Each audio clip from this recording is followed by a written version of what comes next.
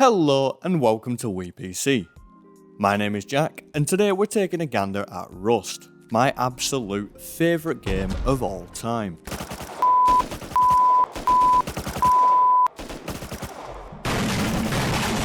Rust being the amazingly relaxing game it is,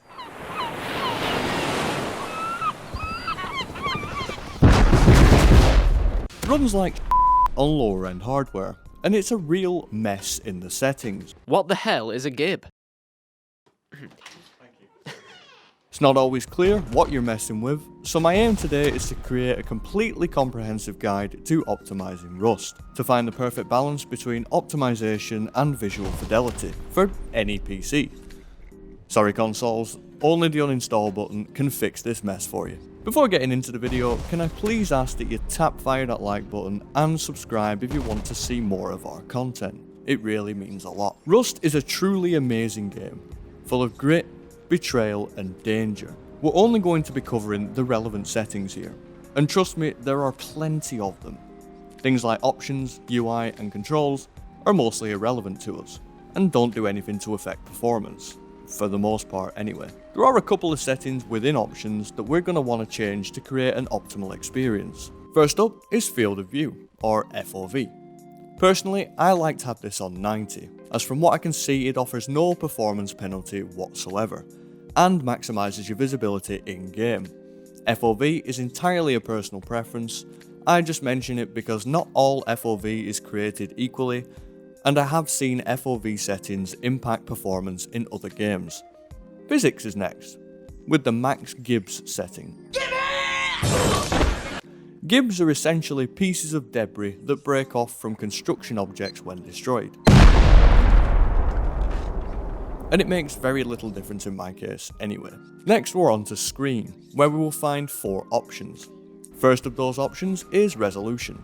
You always want to be playing at your monitor's native resolution, or lower. There's no point going any higher as you won't get any visual benefit. Mode is next. This refers to whether the game is being displayed in windowed, exclusive or borderless mode. Exclusive is best for us, although you can sometimes get better FPS in borderless. This increases input lag though, and in a game like Rust that's definitely the last thing you want. Exclusive full screen also ensures that Rust is always the on top window, and will be less affected by Windows resource utilization optimizations. VSync you definitely want off, if you're trying to get the most FPS possible. You can turn this on if you don't mind limiting your FPS to your monitor's native refresh rate. A smart move if you don't want your GPU to work harder than it has to, saving on power consumption and thermal output. FPS limit is last on our list. Rust is limited to 240 FPS, unless for whatever reason you would like to limit your FPS outside of VSync, then crank this up to the engine's max, which is 240. Graphics settings now, and we're starting with the overall graphics quality setting. This setting is numbered from 0 to 6. We tested 0, 3 and 6, and here they are. You can see that 0 is ugly as sin with muddy textures and its horrid alias shadows galore. Still nets an average of 104 FPS. 3 looks a little better, a nice midway point and still performs okay with a 3 FPS gain over 6 that looks great and averages 92 FPS. Brill. Render scale we definitely don't touch. I never recommend touching render scale for any reason.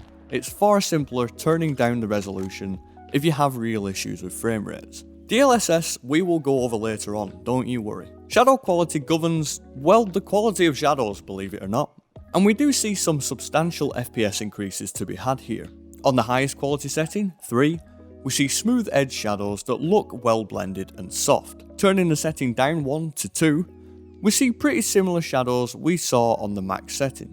Only this time we gain an additional 9 FPS. On the lowest setting, 1, we see some pretty blocky and alias shadows that aren't too pleasing to the eye. And with only a 4 or so FPS gain over the previous setting, it's not really worth the displeasing visuals. Definitely gonna whack the shadows on too. Next up is shadow cascades. Essentially shadow cascades are how many shadows are overlaid on each shadow cast from certain light sources. In this case, it's global illumination from the sun and the moon. As you can see in this comparison, there's a sizable difference in shadow quality between 0, 2 and 4. 4 being the highest quality and 0 looking like 4 cascades coming in with an FPS average of 87 FPS, 2 cascades coming in with a total average of 93 FPS, and finally 0 cascades giving us 92 for some reason. Maybe with 0 cascades cast, it's using some other shadow mechanism to compensate? Not too sure, but in our case we're going to set this to 2, as the shadows from it aren't terribly bad to look at, and we get a nice 5 FPS boost from it. Max shadow lights, I couldn't actually find a place where this made any kind of impact. Shadows look the same, and it doesn't have an effect on FPS globally. No clue. Water quality now, and all I can really see this do is govern how active the water is. The water appearing to look a little more fluid and violent as you crank the settings to max, and with the 5 FPS difference between the two, I'd say leave this on 0. This does not affect the quality of the water while submerged in it either, so don't worry about that. Personally, I prefer calm water, makes it all the more peaceful to sit by.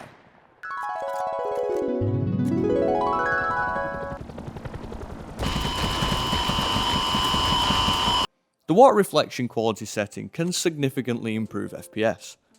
When lowered to 0, we get an average of 113, whereas on the max setting, we get an average of 92. This FPS increase is obviously only present when in the presence of water, as you can probably imagine. But with the newest update to Rust encouraging people to get out on the water, I'd say this is an option to consider. A good halfway point for me would suffice, but also turning down the quality to 0 doesn't look all that bad either. There is a very blurry static reflection map present, so you'll always get some kind of reflection. Hi guys, it's me, Editing Jack. I done goofed, guys. I screwed up. I forgot to record some of the footage for World Reflections, but upon testing, all I can see is that World Reflections governs the reflections within puddles and windows whenever applicable, and it doesn't really matter globally what setting you have this on, and I didn't really notice any FPS drops around windows or puddles when the reflections was turned up to max, so I'm going to go ahead and say it's pretty safe to just leave this on whatever you want. If you want nice puddles and nice window reflections, then go for it. Okay, thanks. I'll try not to screw up again. Shader level is a funny one, and doesn't work exactly the way you'd expect shaders to. It seems as though there are some static surface maps present in the game for floors and walls that directly correlate to the shader level slider. The bottom end being 100 and the top end being 600. Changing this slider changes the surface maps at certain intervals. I tested 600, 350 and 100. So 600 being the highest quality gives us an average of 73 whilst looking great. 350 gave us an average of 74, and finally 100 gave us 79, but looks awful. I'd say keep the shader level anywhere over 350. That should be fine for visual quality and FPS balance. Draw distance now, and here we are at the top of Dome, looking over launch site. Draw distance is measured from a scale of 500 to 2500, and as you can see in this comparison, the furthest draw distance, 2500, gives us an average of 105 FPS, 1500 gives us 107 FPS, and 500 shows us 116 FPS. Surprising that the difference between 1500 and 2500 is only 2 FPS. This must be because some of the draw distance is obscured by fog and cold, so your results may vary in different conditions. Note that players are not affected by draw distance, so when you have a really low draw distance and a player is situated outside of that draw distance, you may see players floating in supposedly mid-air. This can be advantageous for gameplay reasons, but looks dumb. It's up to you if you feel you want to take advantage of this. I'd say leave your draw distance somewhere between halfway and max. Experiment to see what works for you. Shadow distance is very similar to draw distance, only in this case it only affects shadows. The scale for this setting is 500 to 1000. So as usual, I did low, medium and high, 50, 550 and 1000 respectively. As far as visuals go, you can clearly see the shadows appearing as we climb the increments.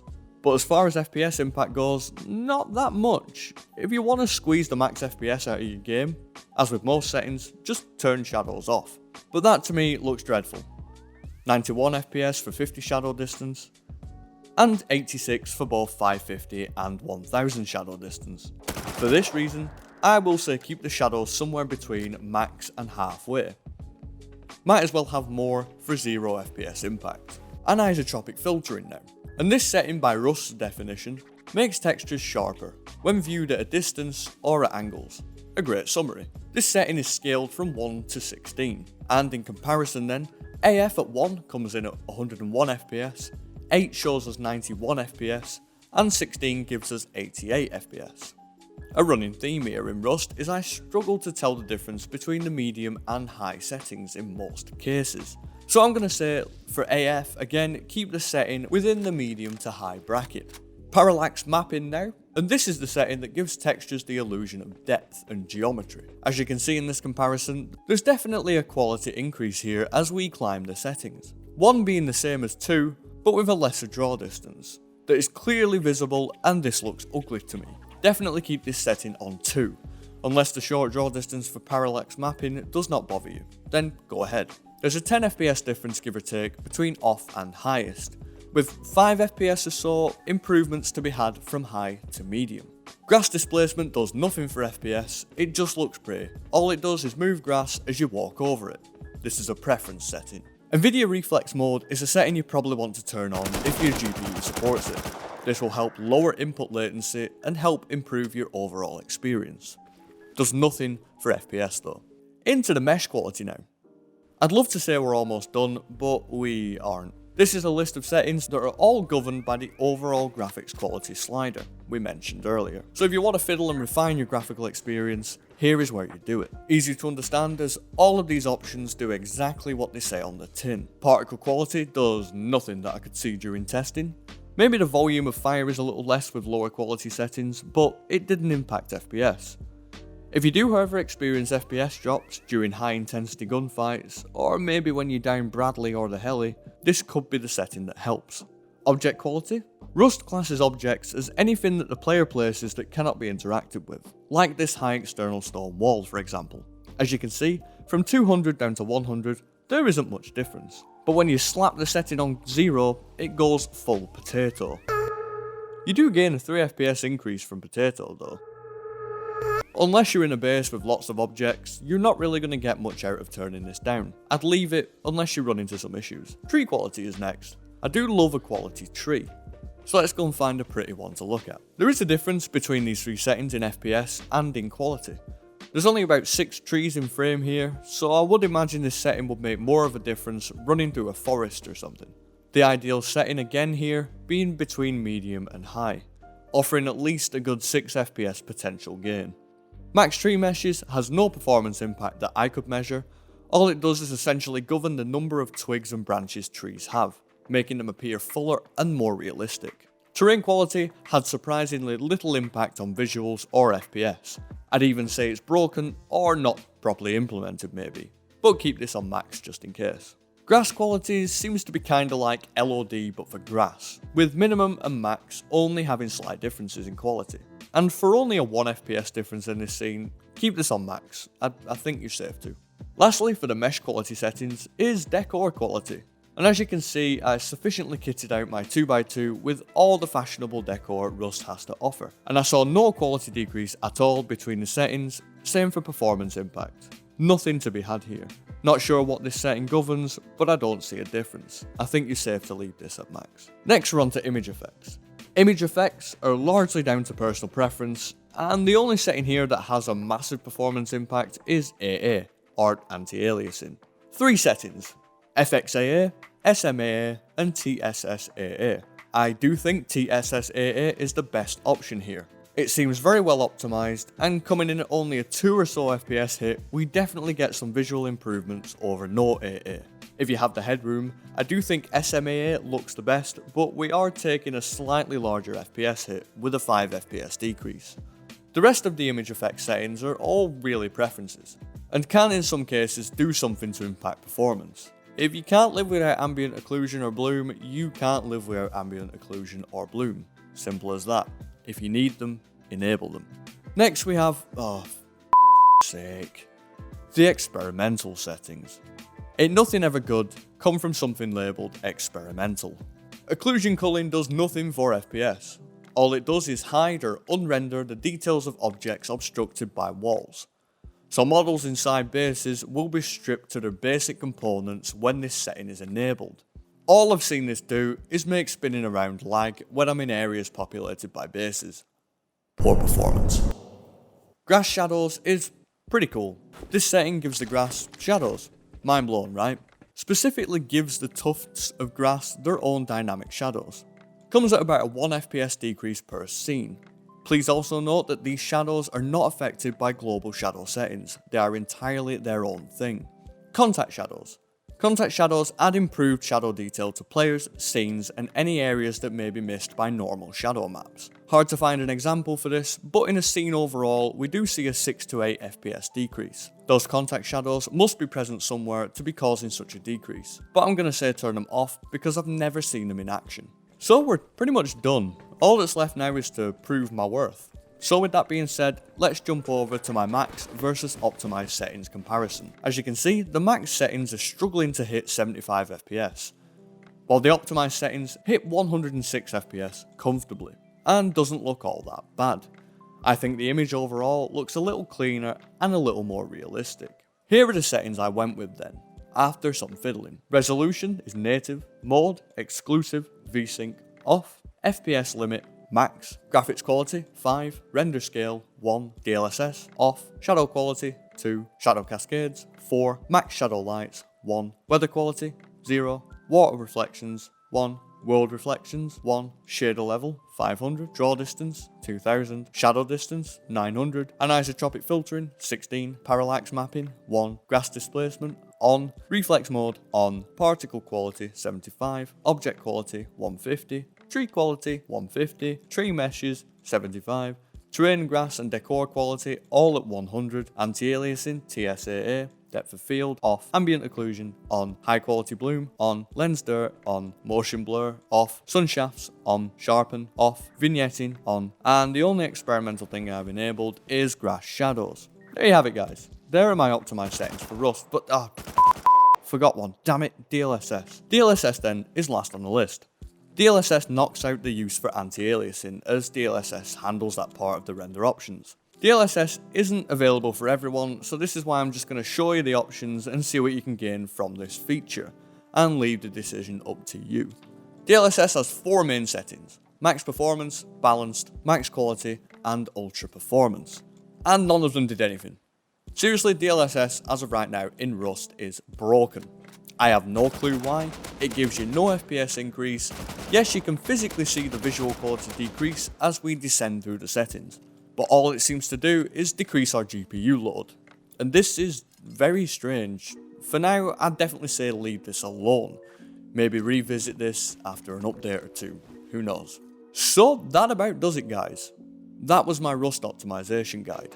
I do really hope you enjoyed the video, and if it helped you out at all, please leave a like and subscribe if you want to see similar videos. This has been Jack from WePC, and I'll see you in the next one.